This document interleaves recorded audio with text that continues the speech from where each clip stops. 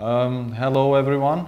We are here today to host the event with a topic on how to get to top accelerators as a part of the 8th consecutive year of hosting Global Entrepreneurship Week in November. This year it's being hosted from 16th to 22nd of November, and we have some honored guests here today.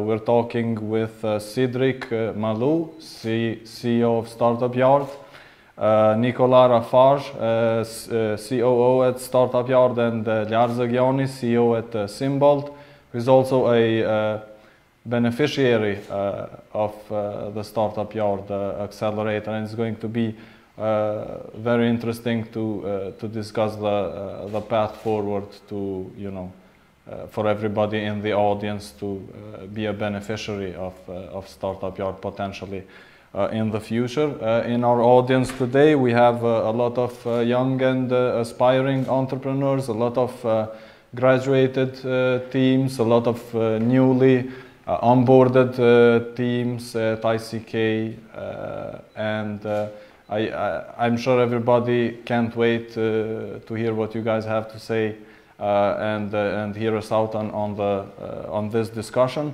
I would like to actually encourage the speakers to also introduce themselves further, because I think nobody else would be doing a better job into introducing you. So I mean, if you would be okay, we would start with Cedric and then continue with the discussion forward. Sure, I'm okay with that. Myself. So hi everyone. Good morning. Nice to see you. My name is Cedric. I'm usually the oldest person in the room, and probably this is the case again. I am the CEO of Startup Yard. From my background, I am an engineer in artificial intelligence from the early 90s. Before it was cool to do artificial intelligence. Now it's very cool. It wasn't that cool back then. But I have spent my career for the past 24 years being a tech entrepreneur. I created multiple companies. I sold my first company. I saved a couple of companies to go bankrupt and turn them around, and I failed a couple as well. So I have a lot of scars and awards and good and bad memories. For the past 7 years, I'm managing Startup Yard. We will probably tell you more about Startup Yard, but on top of that, I am also the co-president of La French Tech Prague. La French Tech is a global network of the French tech community, where you find investors, founders, corporations. So it's kind of a French tech mafia, if you want. And I'm also an official advisor to the French Ministry of Trade, where I'll advise the government on new technology and innovation. So you just remember, I'm a techie who's been a tech entrepreneur for forever, basically. That's me. The torch. Okay, I'm Nicolas Rafage. I'm from Startup Yard as well. I just have to say that I'm locked in at my home for like 5th week, so I'm happy to see Cedric, even because we haven't met in person for a month or so. So as you know, we're back in Czechia. I'm an entrepreneur from the university studies, computer science. This is my background. I had 4 companies, mostly in e-commerce and fintech, banking industry. And these days, I'm in operations with Startup Yard, responsible mainly for fundraising and managing the portfolio of all our companies. One of them, Liar from Simbolt. So it's your turn. Thanks for opening that up. So I'm Liar. I'm a graphic designer. I run a design agency, a skins agency, from 2014. Eventually, we got bored of serving clients, so we thought, we'll jump into products, because we were having a lot of issues with a couple of processes. So I was lucky enough to chat with Cedric and Nicolas and actually get into Startup Yard with Simbolt. which is an intelligent revision platform that allows designers and clients to design and also edit directly on the design document without breaking the design. Now I have a team of 7 people full-time on Symbolt, another 2 interns that just came in today, and another couple more on Skins. So both companies are still operational, and we're now looking also to raise a pre-seed fund for Symbolt. I've been through Startup Yard for 3 months just last year, so my experience is still pretty fresh, and I'd be happy to answer any questions regarding an entrepreneur's experience in that environment. So, I think it was actually 1 year ago today. I think we started on the 18th of November 2019. Wasn't it? Yeah, here we go. Happy anniversary. Thank you. Yeah. And the demo was on 20th of February or 19th of February, so really just 2 weeks before the COVID madness started. Yep. So tough times. That's a really nice surprise, actually. We all know Startup Yard here as being one of the main actors, so to say, to push Kosovo products to international markets, actually, and or regional markets through their acceleration and investment programs. So maybe it's best if we ask Cedric to give us an overall sense of how does that all work. Yeah, no, of course. Just to step back, Kosovo and Startup Yard has a long history, because you might know or you might not know that we were the first investors in Giraffa, which I know everybody knows. I don't need to tell you what Giraffa does. It's been since 2013 that Nurgim Sahani came to Startup Yard, and I was still talking with him a couple of weeks ago. But anyway, so that's just to say there's a history here, and in fact he sent us Leah. So that's the kind of relationship that we have with the companies with whom we work. Is they tend to be quite happy with what we do, and they send us new startups. But to answer your question, what is Startup Yard? So Startup Yard is a business accelerator that usually works in Prague during 3 months in the physical space. Now, the current global health situation means that we have moved that model from a physical model to a remote model, but otherwise our job is to help companies who are very early stage, and by very early stage I mean prototype, beta level, pre-launch. Post-launch is more than okay, and usually pre-revenue. It's very rare when companies who join us already have some revenue, but when they do, we help them, increase that flow of revenue coming in. So if you're looking for Series A, you shouldn't be talking to us. If you're looking for seed, you should definitely be talking to us, because that is our job.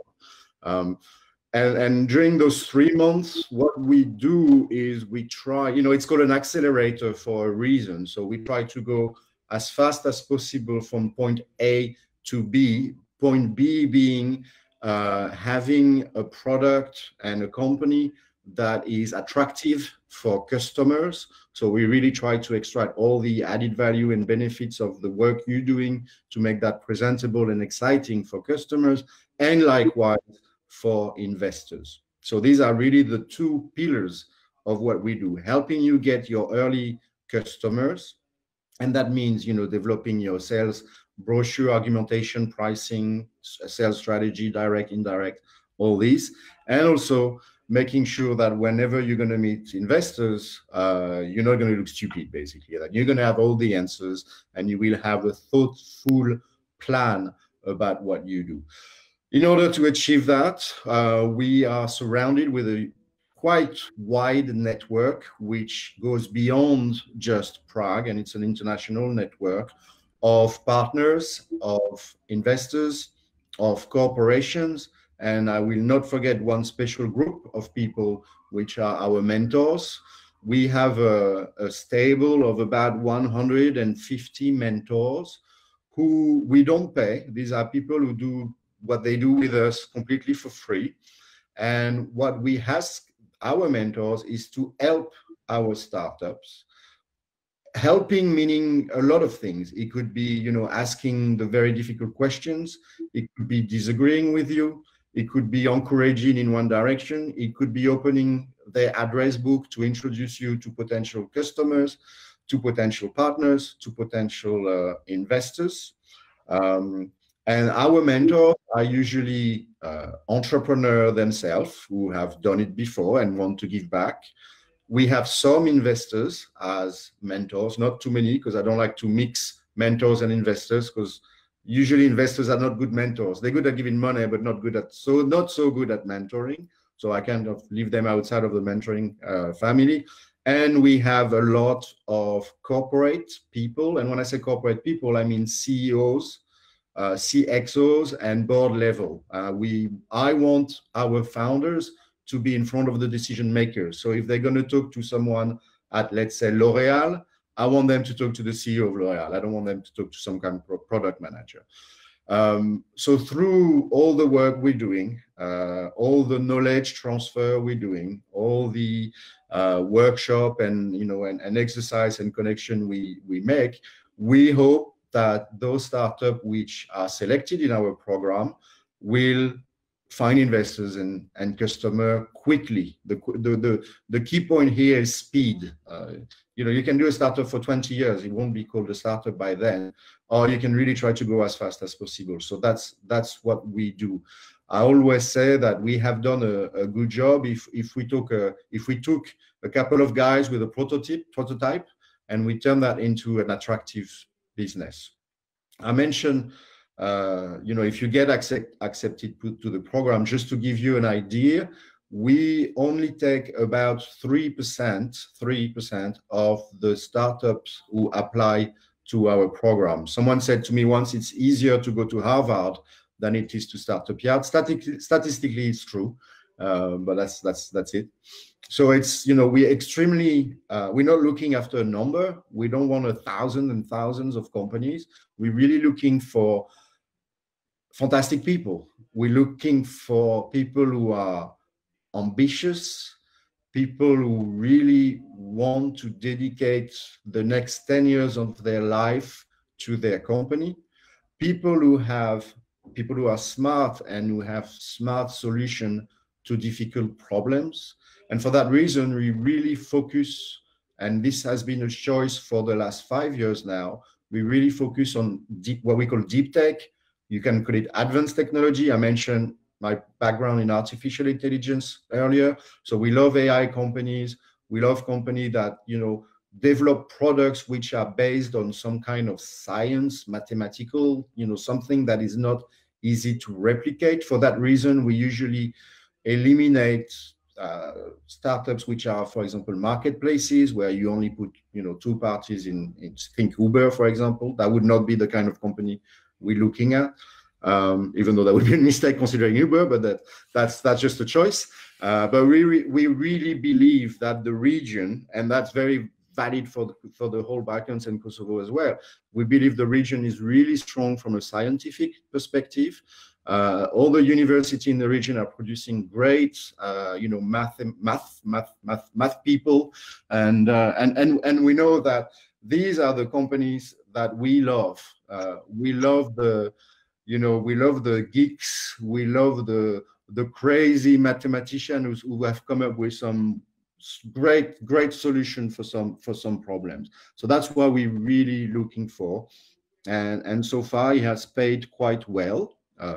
Giraffa is of course a massive success in the region, but we have other company. We have a couple of those which are on a kind of a unicorn trajectory. I said trajectory because they're not there yet, but if you draw a projection, they should be there. And all those successful companies usually rely on AI or some high tech stuff. So this is really the thing that I'm making it important, because we get a lot of applications which are probably good ideas, but are not interesting for us simply because they're just too easy to copy from a technical perspective. So that's what we're looking for. Of course, we do make exceptions, otherwise life would be boring. And those exceptions usually are because the founder is an amazing person. The founder will be some kind of natural business person, very charismatic, very driven by what they do, and in that case we will probably make some exception, but it's rare. So that gives you kind of a high level version. So we've moved this online, which means that we do exactly the same thing almost, which is delivering added value to our founders and making sure that they reach people they would never reach, and they acquire knowledge that would take long to acquire. And we do this online now, which is better or worse, but still it's working. We currently, so the way we work online is we no longer have a 3 months rigid program. We've moved from a rigid model to a completely fluid model, so you can apply anytime at the moment at Startup Yard. There's no until a certain date. You can apply tomorrow, in 3 days, in 3 months. We review your application immediately or within a few days, and within a few days if you are selected to go through our selection process, which maybe if you want I can tell you more about this later, but I'm going to stop. I speak a lot, but I think that gives you the rough idea of Startup Yard. And remember the first thing I said, it is a business accelerator. So even though we deal about high tech and technology and bits and bytes, we actually do not speak so much about the technology or the product. We will more talk about who is the product for. How am I going to reach my customers? How am I going to fundraise and all that? My hypothesis, which tends to be correct most of the time, is that the founder who come to us are technical people, so they know how to build a product, but they probably don't know how to position it, present it, sell it, market it, price it. They probably don't know how to hire people, how to set up legal contracts. They probably don't know how to fundraise. So that's what we focus on. We want to fill all the gaps that mostly technical founders have, and that will be on the business side. So remember, I'm a geek, but I've been doing businesses all my life, and this is what we're trying to really help our founders with. So sometimes we see founders who come say, well, I have an idea, I'm looking for developers, and I say, that's great, keep looking, but we can't really help you. That's not what we do. We're not here to help you build the product. We are here to help you market your product, and by market that means a lot of things, not just like, hey, I have a product, hello, there you go. Yeah, maybe let me follow Sadiq with a few comments, because I think it's worth to understand more about accelerators. First of all, you should know there's a huge variety of accelerators around the world. Startup Yard is a member of GAN, Global Accelerator Network, which is something like an association of, 120, 150 accelerators around the world, including Australia, Asia, and all other continents. And when I talk to any other accelerator, hardly I find someone who's close to us, who does the similar what we do. So if you apply to anybody, it's more or less when you send your CV, when you apply for a job, like to do some research and understand what the accelerator is about. I'm sure accelerators like Y Combinator, Techstars 500, Startup Yard, Startup Bootcamp, and so on. If you go deeply what they do, everyone is different in terms of stage, in terms of support, in terms of how much time you need to spend with. So it's more or less that there's a huge opportunity for you to apply. The second very important sense is about to be prepared for the accelerator, because it's even about some, let's say, about timing. that you and the company is ready to enter the accelerator, you're ready to utilize what you do. For example, we have an example of a company which applied 2 years ago, and we told them the time, we like what you do, but you're not ready. So they applied again after a year, and at the time it makes sense. So it's about that even you and your co-founders has to be ready, because when you talk to all these mentors and all these advisors, so when you enter them with, hey, I have an idea, maybe I will do this or not, it's just confusing for everyone. So you have to be ready, and even to utilize when you talk to a CEO of a bank, hey, this is what I do, I'm really ready to run a pilot with you. So really, it's very important to understand that hardly you find two accelerators which do the same in common. And we will tell you, as Nicolas said, we will tell you, we like you, we like what you do. Even though we are early stage investor, we think not that early, so we can, guide you and give you some advice. And we're always happy to talk with you again 6 months after, 1 year after. But yeah, it's a very important point. Just one thing I wanted to add, because we're proud of that. We're going to celebrate our 10-year anniversary next year. I hope not remote. We'll have a remote party. I hope not. What this makes us the oldest business tech accelerator in the whole Central and Eastern Europe. Nobody else has been doing it for so long. And to give you some numbers, we have now accelerated 79 companies from 19 different countries, including Kosovo. And we, out of those 70, almost 80 companies, more than half of those in 10 years are still active, are still alive. And altogether, our startups have raised so far, and Giraffe takes a big chunk of that, have raised so far more than 35 million euro of seed and Series A. One of our companies already starting working on their Series B investment deck. So obviously the number is going up. What does that mean? It means that I think we know what we do, and I think we do it not too bad, and I think we are good at spotting the right people with the right idea. So it's always good to challenge us or challenge yourself by talking to us and see how we react to your idea, to your plan, because we do have a little bit of experience doing this. Yeah, I'll jump right in, Bill, unless you'd like to say. No, feel free. Sorry, I can't hear you. You're mute today. Yeah.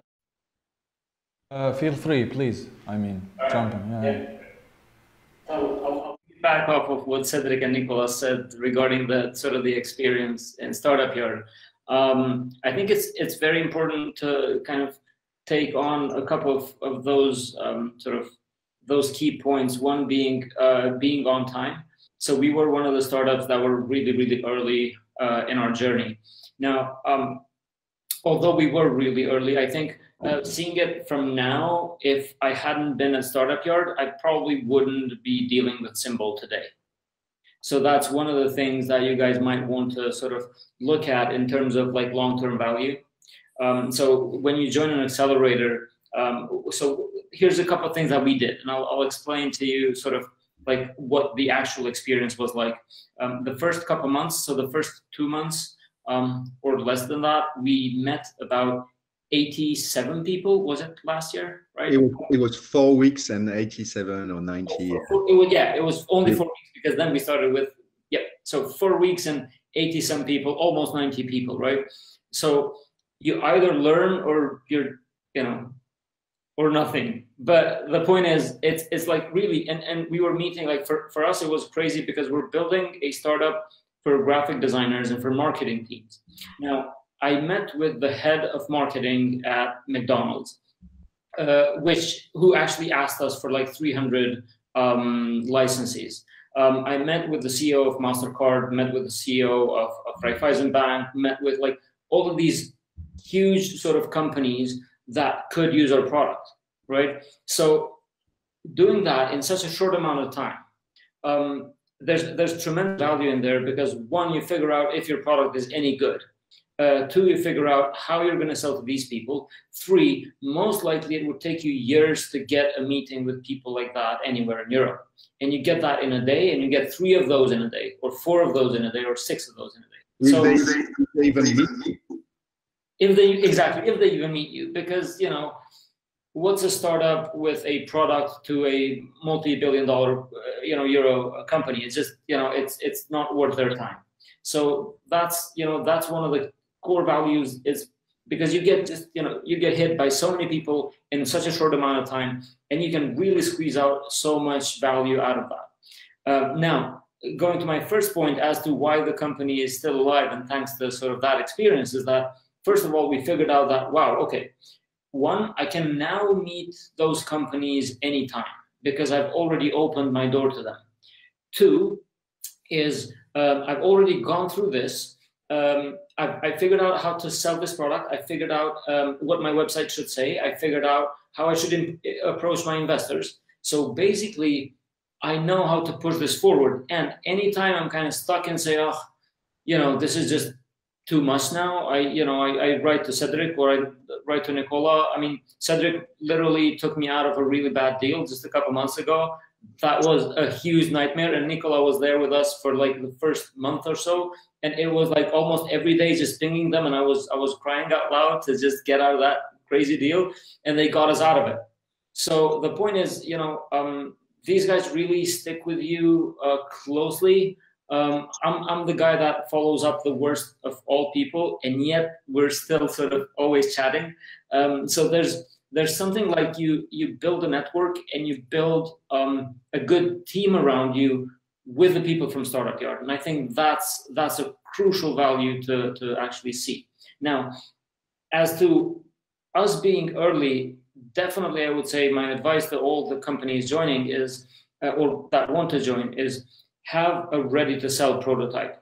However bad it is, just have it. Because when you're talking to these people, and I've sort of burned myself on it because I didn't have a product sort of ready to test, and then I was talking to these people, they were ready to take it, but I didn't have anything to give. I didn't have the product. And so that sort of penalizes you at the end of the day. So definitely I would say have a product at least up to a certain point ready, so that you can sell once you're there. And even if you crash and burn, you're still gonna wake up in the morning, be able to do something, because now you have those contacts. So I hope I'm making sense of what I'm saying, but overall, it's not that type of oh, let's go to 3 months and visit Prague kind of thing. It's more like oh, you're going to be in Prague for 3 months, work 12 to 14 hours a day, and never see Prague. Like I didn't. So I still need to go visit. So you're going to build your business, and I just see tremendous value in being in that environment. That's also something that we kind of miss here in Kosovo up to a certain degree. I mean, ICK does an incredible job, but it's a bit different when there are like 7 to 10 companies in the same room working on the same problems at the same time. And there's almost like no privacy. It's just everybody's just there and building it and sort of crashing there, and then we meet every week, and then we say what we screwed up on. So definitely, like, I would look at it like a school that you get paid to do, which might end up giving you a lot more money than you ever thought you could make. I'm going to jump here because I don't like to be compared as a school or university. Just because it sends the wrong message, I think. But what I like to describe it as, I describe it as a sandbox. It is a business sandbox. I'll give you one example. So one of our, you mentioned him, one of our mentors is the head of corporate banking for Central Europe for Raiffeisen Bank. So, he's at the top of the tower. And he's a mentor with us, and he loves to do it. And he's always there for us and for our startup. And he's now there for us remotely, and he's doing mentoring for our new startup, which are part of the remote batch. And the startup came back to me and said, oh, we had a really weird session with him, because he started by saying, okay, sell it to me. So this is like a corporate banker who's managing billions of euros every day, and he's sitting in front of two PhD in artificial intelligence and says to them, sell it to me, sell me your product. And then, of course, he went, so they tried, and then he gave them for 45 minutes advices on how to sell to someone like him, how to sell to large corporation. This is an international bank. Imagine working with the bank. It's a nightmare. Ask Leart about that. It takes forever. It's very easy. It's quicker to open a bank account than to talk to a banker. But it was extremely valuable for them. And it was a safe environment. They could fuck it up and that was okay. He was not here to judge them. He was here to help them grow as people, as founders, as business people. I mean, these are, as I said, these are two PhD in applied mathematics. Do you think they know how to sell?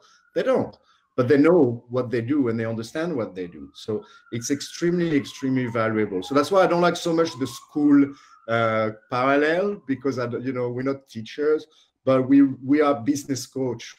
We are investors. We are here for our startups. I always say, because sometimes people are surprised, oh, you keep accompanying the startup after the program.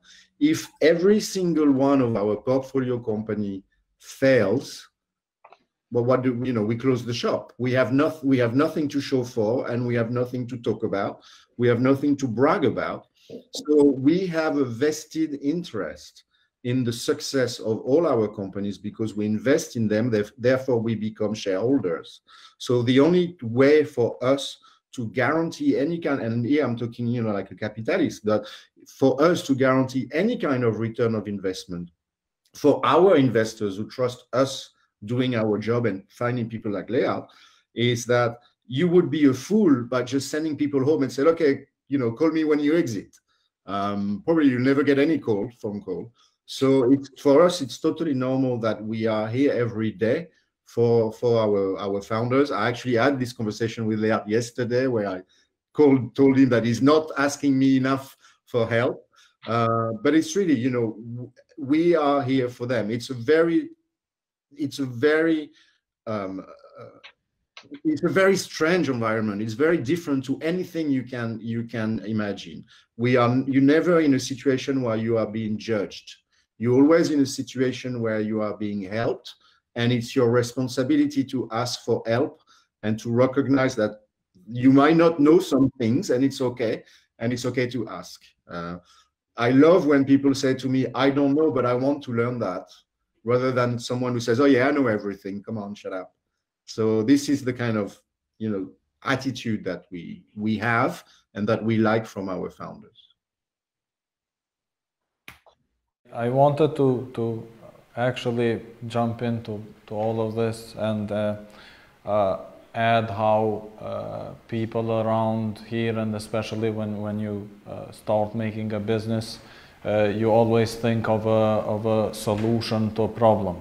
And then again, we always think that that solution should be a breakthrough solution or an invention for that matter, or something that the world hasn't seen before. I mean, other times we see a lot of solutions being just another way of doing something more efficiently without changing a lot of user behavior, be it locally, regionally, or around the world. How would you see that balancing out? I mean, is it that we have to go after breakthrough solutions for the world, or figure out a way to do something that already exists in a more efficient and attainable way, so to say? First of all, what you don't want to be is a solution looking for a problem. That's where you don't want to be, right? Now, there is always another solution for the problem that you think you are solving. And it could be a manual solution. I'll give you an example. My problem is I need to go to Kosovo, okay, from Prague. Forget COVID or anything. What are the solutions? walking is a solution. It's going to take me, I don't know, a week, probably more, but it's a solution. Or I can take a plane, or I can try teleportation. So there's always a solution. The question is, how deep is the problem, and how better is my solution, right? You know the example of Henry Ford, who said if you ask people what they wanted, they would have said, we want faster horses, not automobiles. So this is not a, you know, I don't approach this is not a question for me when I look at a company. What I'm looking at is, and again, this is for return of investment reason, do they have a global market? Or is it just for, you know, 1/4 of Prague? And if that's a global market, which means it's a global problem, yeah. So my first question is, how many people have this problem? How big is the problem? And then, you know, how do they solve it now? Do they walk all the way from Prague to Kosovo, or do they take a plane? You know, should I dismiss teleportation because they already have jet planes? Probably not, right? But the core is, how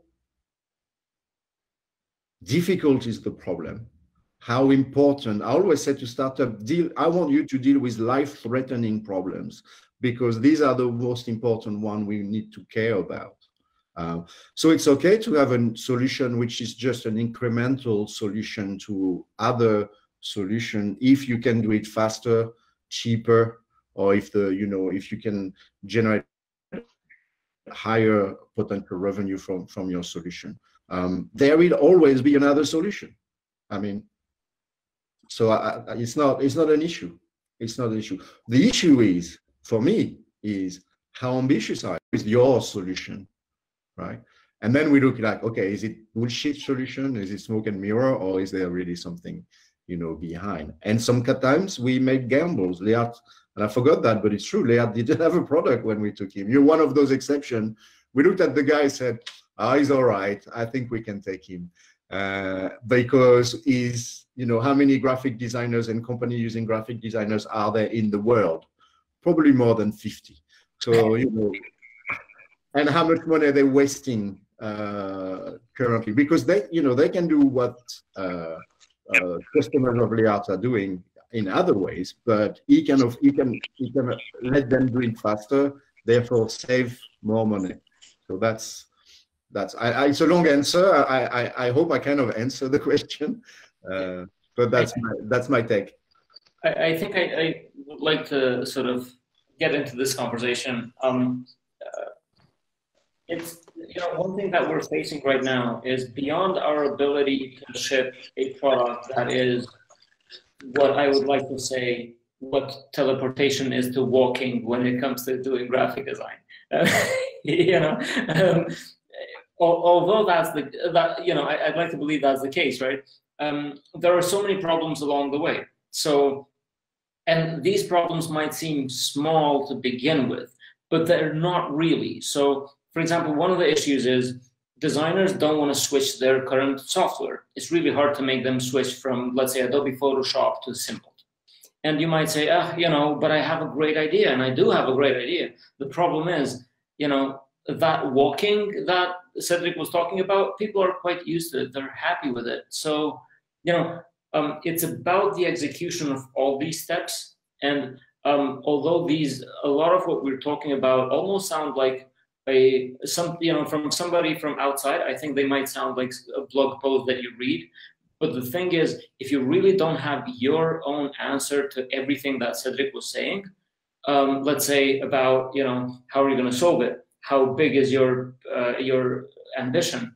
What's the problem, and how serious is that problem? If you cannot answer these questions really specifically, and not just saying, oh yeah, but people, you know, are bored of it. So if you cannot answer these questions really specifically, then you might really not have a good idea or a good startup, or you might not be ready to deal with it yet.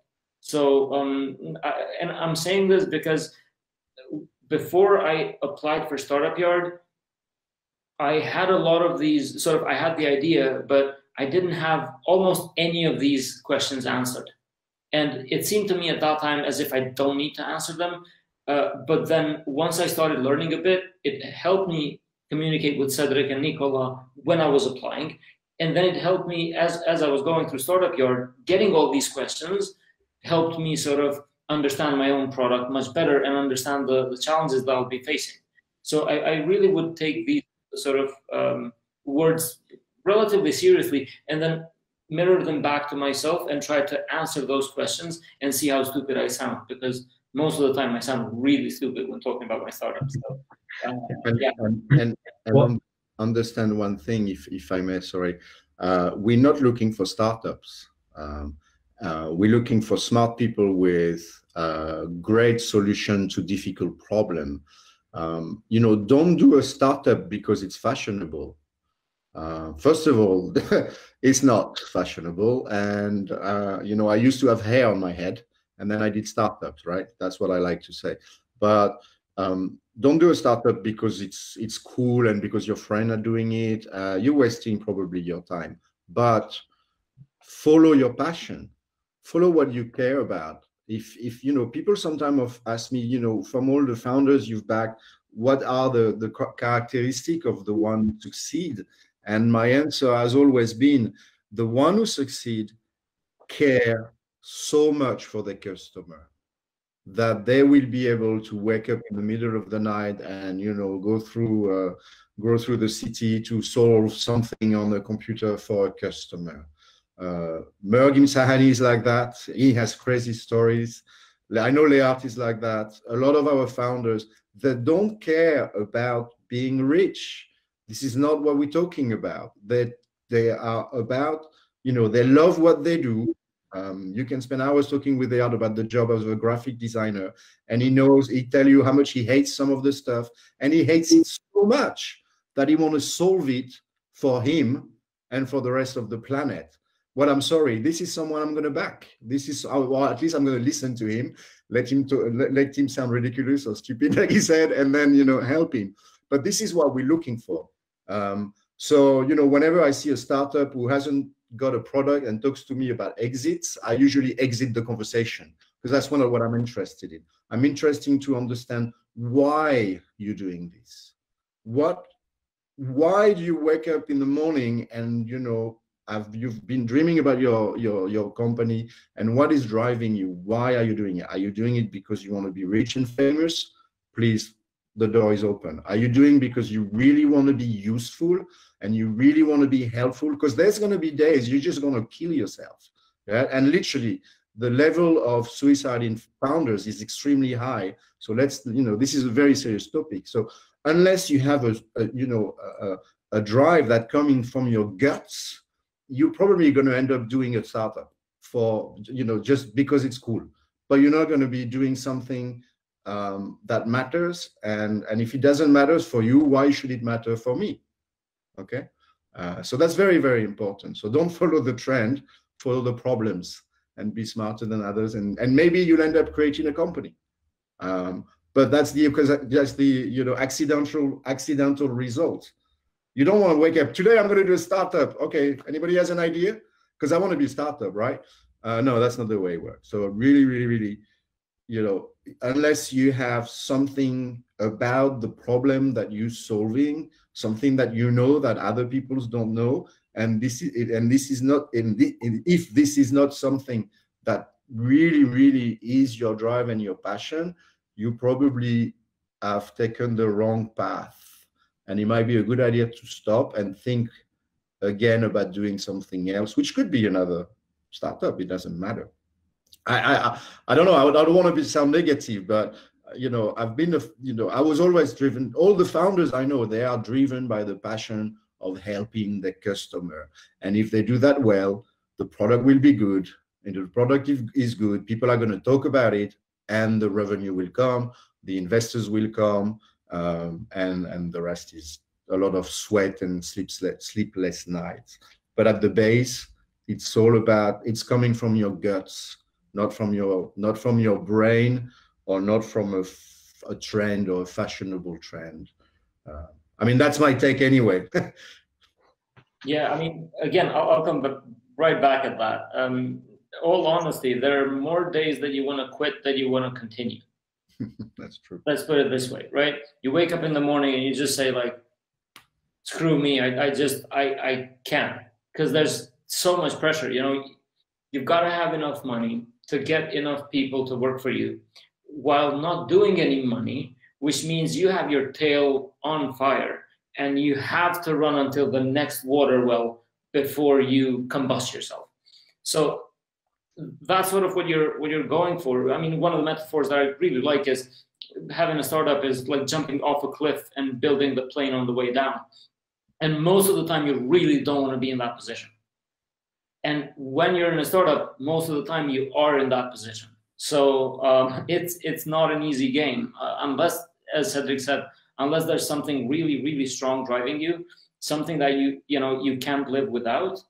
Then maybe test yourself before you jump into it. But if there's something that wakes you up in the morning, or if there's something that wakes you up at 3 a.m. at night because you have to do it, then you have to do it and just go right at it. So because regardless of how you're going to feel in the morning, you don't care because there's something much bigger driving you to do it. So that's definitely something worth pursuing, and as Cedric, again, as he said, it comes from the gut, it comes from something beyond you. There's this saying, I think Carl Jung said it, people don't have ideas have people. So if an idea has you, then you can go by it, and that's what I probably close it off. Liard, as you said, I think you should celebrate a day when you don't want to quit, because I think it's really an exception, maybe once a year or so. What I think it's very important to say about accelerators is even about, let's say, about the environment, that it's okay to fail. Because I think it's in most European countries, and these are even what you touch really. When I talk to most Czech founders, they are afraid to fail. So they are doing so much steps how to build like a barrier to fail. On one hand, it's okay, but on the other, when you fail, it's a madness. It's like that everyone is saying, no, this is why you did it. On the other side, when you enter an accelerator, even those guys from corporations who are CEOs and every single decision can make a huge fail, they are okay when you say, this is not the way, I need to do something different. And back to the question about the solution, every founder has to be a part of the solution and has to, let's say, have the passion and the will to learn. Because just an example, a couple of years ago, there was, let's say, a wave when most investors preferred people who came from the industry. Like, guys who work in a bank for 10 years. So they came, hey, I want to build a banking solution. But what everyone learned, this is not the way. Because usually these guys, they know how the industry works at the present status, but not as it should be disrupted. And I have to say that most of our companies, which are most successful, so they have, years ago when they started, they have no clue what's the business about. But there was the willingness to learn. For example, Rosum, one of our stars, they started 3 years ago as PhD students. They were at university. Right now, they're doing for companies like Siemens or Molson Coors, talking to CEOs of these companies, because during the time they learn what these companies need and how to solve it. 3 years ago, they had no idea what documents in Siemens look like.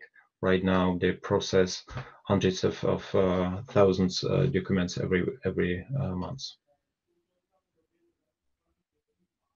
I mean, moving a bit into a more positive side of things, I'm sure Leart with Symbol is doing a really good job into hitting that growth stage.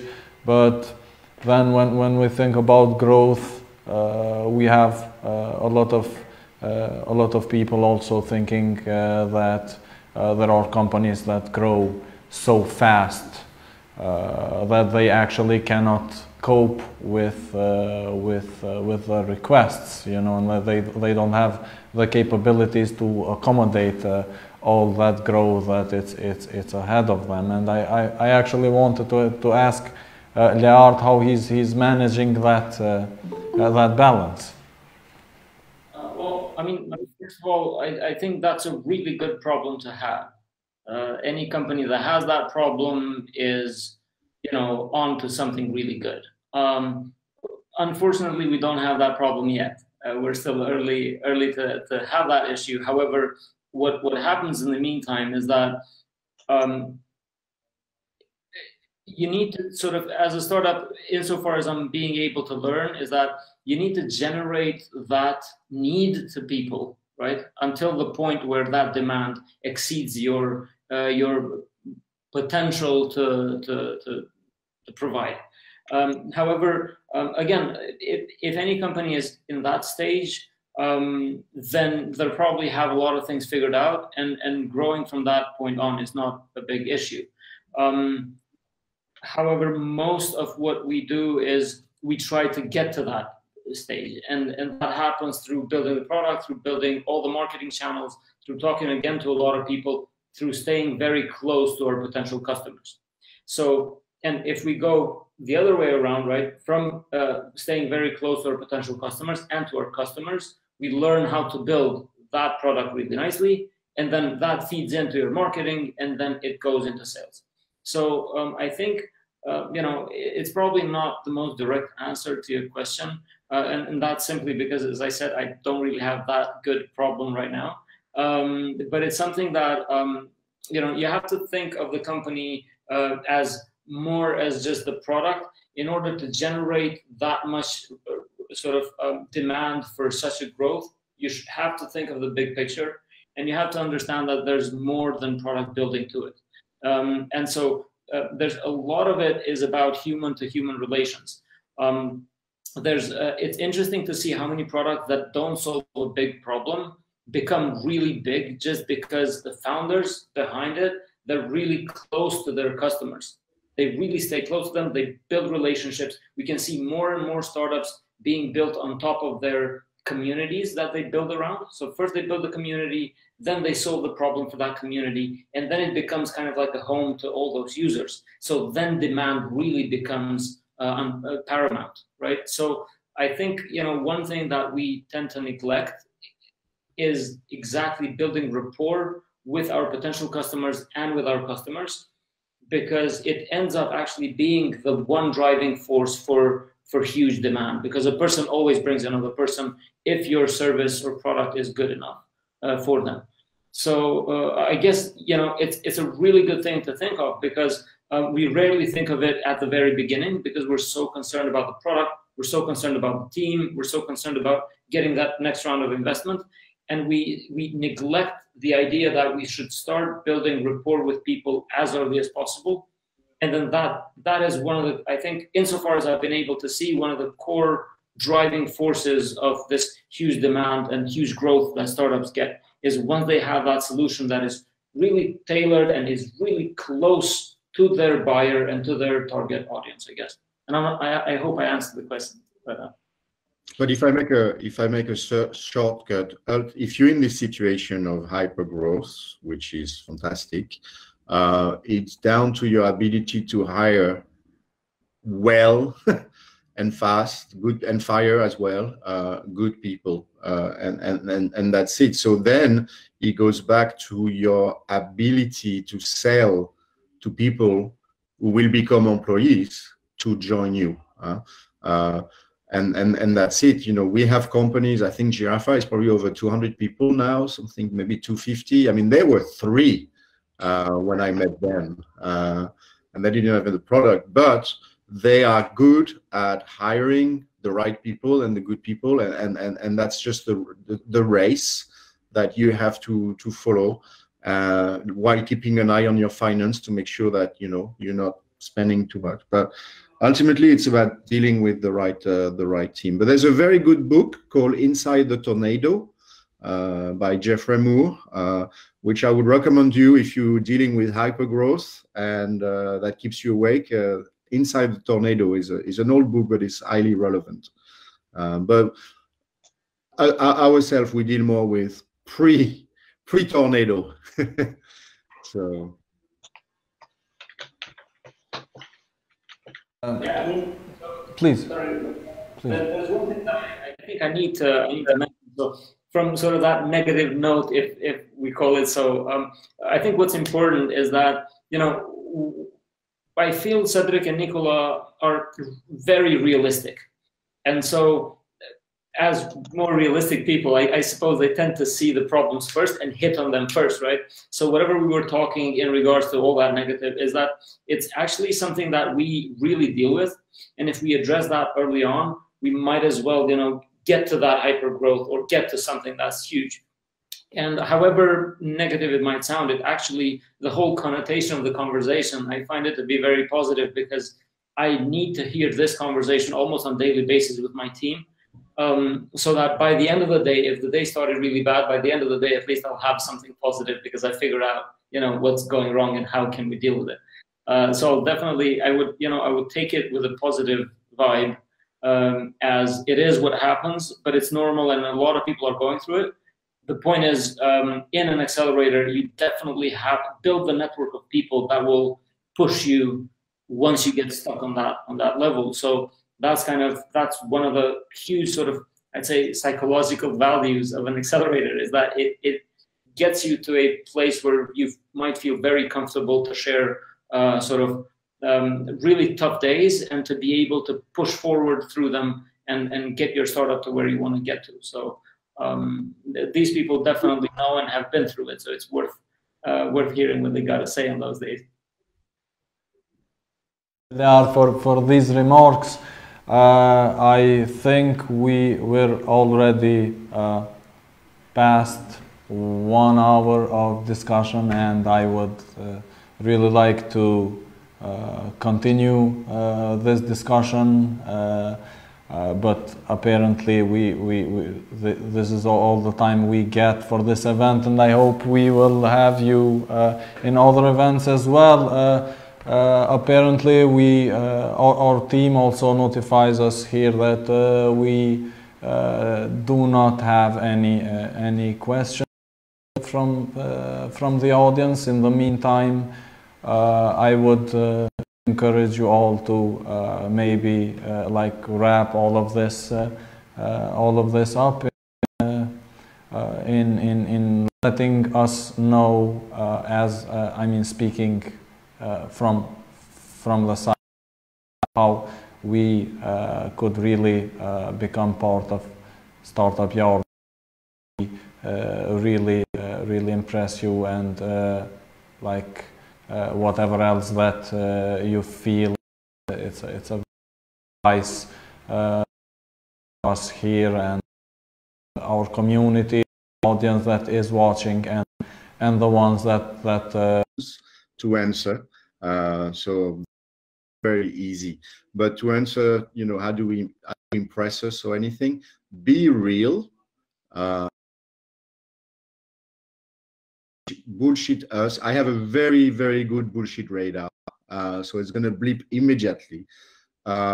We do based on or pre-select you based on the layout. I will to understand who that guy was, because I was already sold on the the potential, but I was really we really dealing with people. So just be a normal person. Don't be a weirdo, that hides himself behind the camera like that. So we had that. Answering, hopefully why you're doing it. Be about whether you know enough, or is really about whether Startup Yard is too far into intangible at this point. You don't really know much, but you can see how much you can be willing to learn, and that's about it. So you were super nervous, and but there's not so much decision.